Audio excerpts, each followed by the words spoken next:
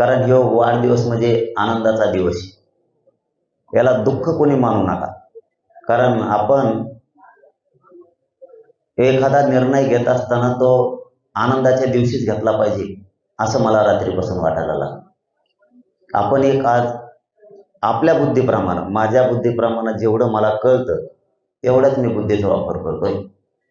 मी जे पुढं काय बोलणार आहे त्याच्यात मागं पुढं होऊ शकतं, मला माहिती नाही त्यातली. पण जितका रात्रीपासून मी बघतोय की रक्त देण्यासाठी, रक्तदान करण्यासाठी समाजाचे पोरं तुटून पडले. म्हणजे त्यांना स्वतःचं रक्त द्यायचंय, पण ते कोणाला तरी वाचवायचंय. हे रक्त कोणाचं तरी जर नाही मिळालं तर एखाद्याचा जीव जातो. त्यामुळं रक्त द्यायचं, कोणाचा तरी जीव आपल्या रक्तापासून वाचला पाहिजे, ही भावना मला रात्रीपासून खूप चांगली वाटली.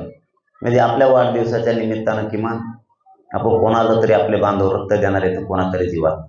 त्याबरोबर रात्रीपासून मला एक आणखी गोष्ट माझ्या मनात सलती, ती मी आज सांगणार आहे. कारण आज आनंदाचा दिवस आहे, पण मी सांगणार आहे ते माझ्या मतानं सुद्धा तो सुद्धा आनंद आहे. एखाद्या वेळेस तुम्हाला ते वाईटही वाटू शकतं, मला माहित नाही तुम्हाला काय वाटतंय, पण मला वाटतंय की त्यात आनंद आहे. समजा आपल्याला जर एखाद्या रक्त कमी पडलं, वेळेवर रक्त मिळत नाही, आता आपण आता देऊन ठेवल्यामुळं कधी काळी कोणाला काम आल्या नाही.